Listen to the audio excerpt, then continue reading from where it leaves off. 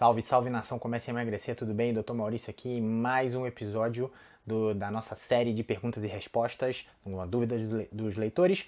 E o nosso bate-papo de hoje é sobre o fato de será que ser gordo durante a sua infância é uma sentença que você vai ser gordo uma vida inteira? E eu tô trazendo a dúvida de uma pessoa que tá postando direto nos comentários, eu acho que a pessoa que mais posta nos comentários atualmente, que é a Julinha Santos. Julinha, obrigado pela participação e obrigado pelas tuas dúvidas aí, sempre um prazer esclarecer. E dessa vez eu peguei uma dúvida dela que é a seguinte: mas doutor, quem foi gordo desde a infância consegue se tornar uma pessoa magra? Então a primeira coisa que a gente tem que entender é como começou a epidemia da obesidade, porque nem sempre foi assim, tá? Ela começou a partir do boom, principalmente do boom, da explosão de produtos industrializados alimentares e principalmente das recomendações de cortar a gordura da dieta. Assim, não necessariamente correlação indica causalidade, mas é coincidência demais. Principalmente as diretrizes americanas, das organizações americanas governamentais de controle de saúde e tal, começaram a recomendar começaram a culpar, perdão, a gordura como principal vilã da dieta, que é a gordura que fazia todo mundo engordar, que estava todo mundo comendo gordura e que por isso as pessoas estavam engordando. Então, naturalmente, veio uma recomendação de se cortar a gordura da dieta. E exatamente quando essa recomendação começou a ser seguida, os níveis de obesidade e de diabetes começaram a disparar.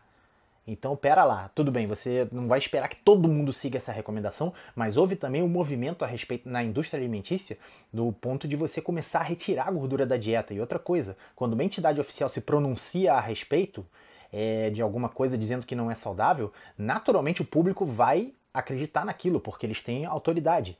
E isso você pode ver, que já aconteceu há algum tempo, quando recentemente alguma entidade aí disse que o bacon faz mal para a saúde, ou criticaram também o óleo de coco. Então você pode apostar que muita gente deixou de comer bacon, deixou de comer óleo de coco, e isso sim influencia. E se você for, eu vi um gráfico uma vez a respeito disso, do consumo de gordura na dieta, principalmente dos americanos, e do aumento da incidência de diabetes e obesidade e doenças relacionadas. E um cai e o outro sobe. O consumo de gordura cai e a obesidade e o diabetes aumentam exatamente no mesmo tempo que uma medida é implementada. Então, mesmo que correlação não corresponda à causalidade, se isso é coincidência demais para o meu gosto. Outro ponto que a gente tem que considerar também é que desde um bom tempo aí com o desenvolvimento da tecnologia, à medida que a tecnologia começou a suplantar outras formas de entretenimento, principalmente o advento da televisão, isso mudou completamente a forma como nós nos divertimos, a gente vive num ambiente altamente engordativo, e uma coisa somada à outra. Nós temos uma oferta de alimentos altamente engordativos e nós estamos cada vez mais sedentários. Então, criança, eu quando eu era criança, foi quando começou a ter videogame, essas coisas. Eu tô ficando velho. Eu peguei um negócio chamado telejogo, que tinha três jogos: futebol, paredão e tênis, que eram dois bonecos de pontinho assim, batendo uma bolinha que era um pixelzinho.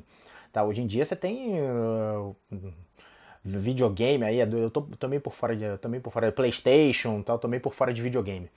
Mas assim, a tendência, e também tem as questões de segurança, né? Já não é tão seguro brincar na rua, especialmente num país como o Brasil.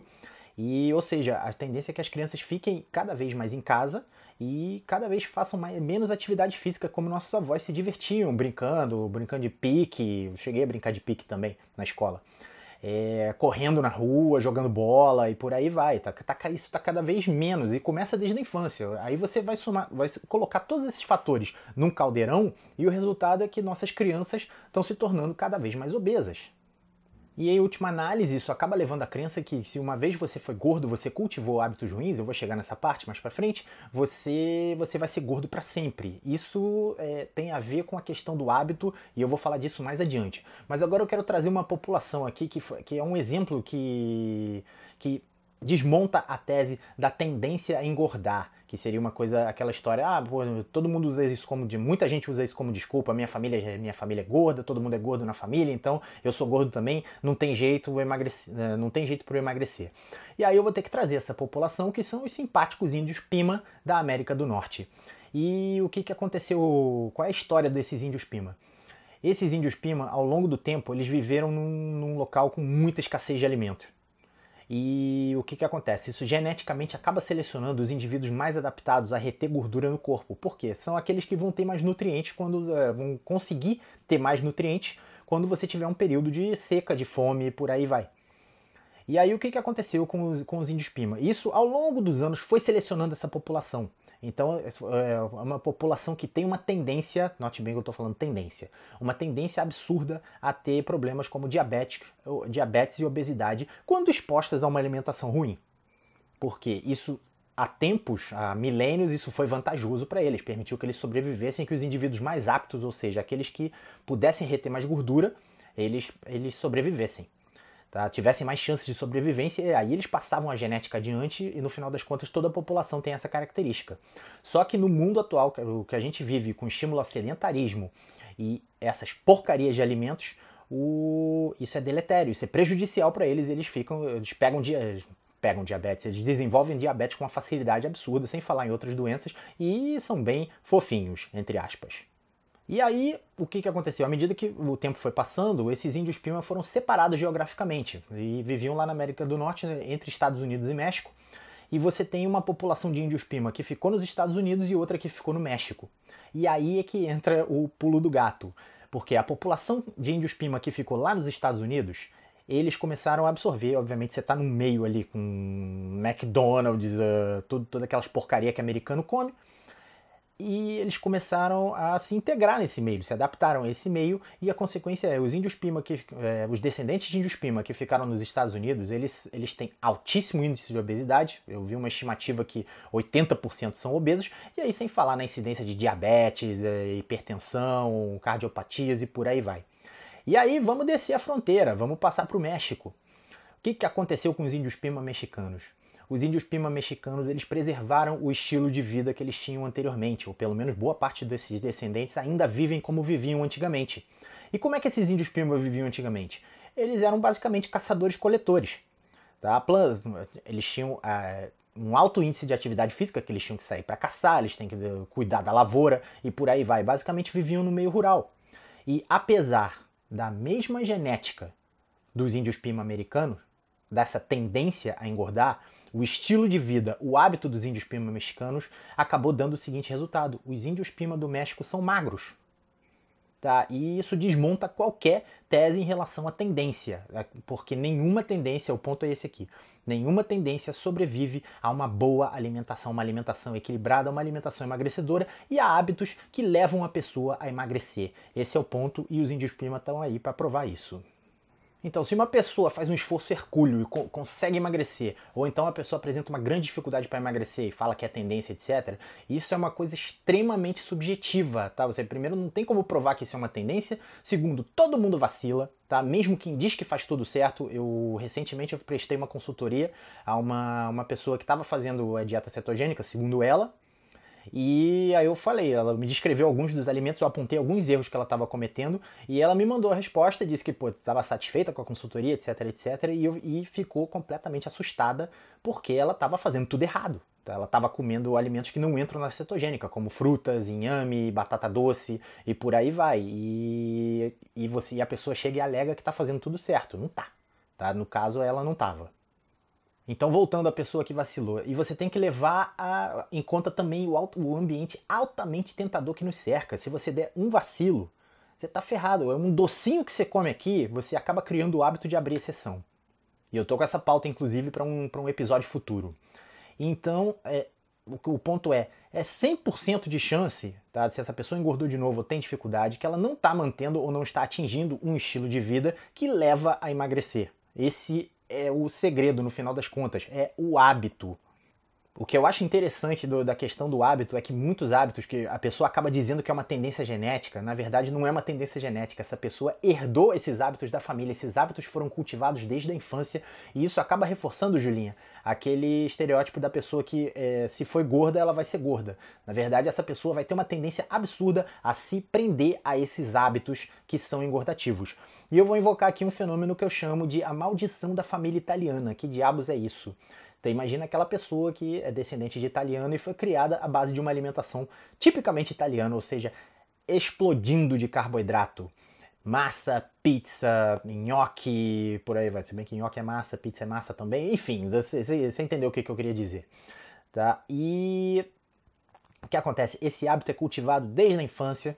Tá? Aí eu não vou entrar nos detalhes do sedentarismo e tal. E a pessoa, quando ela vê que a coisa explode, porque quando ela é jovem, o metabolismo dela ainda segura a onda. Então muita gente acaba conseguindo comer tudo isso, e isso gera o famoso fenômeno, o outro fenômeno, que é o fenômeno do mas eu conheço fulano que come pra caceta e não engorda. Espera, a não ser que ele seja puramente ectomorfo, o que é raridade e principalmente você não é esse fulano. Então o que acontece? Eu, por exemplo, eu sempre tive hábitos alimentares ruins, até meus 30 e poucos anos tal, mas até os 26, 27 anos meu metabolismo segurou a onda. E olha que eu nem fazia tanta atividade física assim. A partir de 27 anos, amigo, o metabolismo não segurou mais a onda não. Isso foi o meu caso. Isso pode acontecer mais cedo ou mais tarde, dependendo do teu organismo. Mas agora imagina um hábito que você trouxe desde criança. Que aquilo é parte de você. Então muita gente acaba se prendendo a esse hábito. Mas eu não posso parar de comer isso, mas eu não posso parar de comer isso, faz parte de mim. Então ser acima do peso faz parte de você. Tá? Infelizmente. Uma hora o organismo não aguenta mais e vai cobrar a conta. E aí é isso que eu chamo de maldição da família italiana. Muitos descendentes de italianos acabam engordando por conta desse hábito de comer massa como base da sua alimentação. E um outro dado interessante que eu trago aqui foi uma pesquisa que foi feita com famílias de pessoas obesas, mas sobre os cachorros dessas famílias. Tá? E eles chegaram à conclusão que os cachorros de famílias de pessoas obesas eles tendiam à obesidade mais do que cachorros de famílias não obesas. Tá? E isso aí não dá para botar a culpa na genética por motivos óbvios. Então, para concluir, muita gente acaba não achando, Julinha, que se você foi gordo na infância, você vai ser gordo na vida adulta, e a minha resposta é possível emagrecer sim. O problema é que você acaba se prendendo a hábitos que foram cultivados durante muito tempo. E o ser humano é uma criatura habitual. Mudar um hábito é extremamente difícil e isso acaba fazendo muita gente fracassar e acaba reforçando aquela história de que se você foi magro na infância, você vai ser magro. Se você foi gordo na infância, você vai ser gordo na vida adulta, justamente porque a pessoa não consegue mudar esses hábitos. Mas se conseguir mudar esses hábitos, a pessoa vai emagrecer. E eu até esqueci de falar aqui, trazer até mais uma evidência trágica que essa questão da tendência não cola, tá? Que é o campo de concentração de Auschwitz. Você não via nenhuma pessoa obesa depois de passar um tempo em Auschwitz, não tinha, tá? Tudo trágico, etc. O exemplo flerta com o mau gosto, mas essas pessoas viviam, por exemplo, tinham que trabalhar o dia inteiro e viviam numa dieta de 600 a 1.200 calorias por dia. Tá? Então, e você não via gente acima do peso no campo de concentração. E eu tenho certeza que muitos dos judeus, ciganos, soviéticos que estavam lá, eles poderiam ter tendência a engordar e por causa do ambiente, do hábito macabro, mas do hábito que eles estavam vivendo, a tendência era justamente o contrário, eles emagrecerem. Então, é uma evidência histórica trágica do fato que a tendência a engordar, ou então se você foi gordo durante a infância, não quer dizer que você vai ser gordo durante a vida adulta. É tudo questão do seu hábito e de mudar o seu hábito para um hábito emagrecedor. Certo? Então, Julinha, novamente, agora especificamente para você, se quiser continuar me bombardeando de dúvida aí, é um prazer te responder. E eu vou ficando por aqui, aliás, te agradecer por mais essa dúvida. E eu vou ficando por aqui, lembrando que se você curtiu o vídeo, não deixa de dar o teu like aqui embaixo. Se você ainda não se inscreveu no canal, a hora é agora, é só clicar aqui embaixo. Se você tem interesse nos meus serviços de consultoria, o e-mail vai aparecer aqui embaixo agora, é consulta@comeceemagrecer.com.br. Manda um e-mail para mim que eu te explico quais são os meus planos de consultoria. Tem consultoria única, tem acompanhamento de uma semana, acompanhamento por 30 dias, tá? Que eu te passo todas as informações que você precisa, valores, etc. Se você tem alguma dúvida que você queira, que gostaria que eu fizesse um vídeo a respeito, só colocar aqui nos comentários que eu eventualmente trago aqui e faço um vídeo a respeito da sua dúvida. E eu te vejo na próxima semana.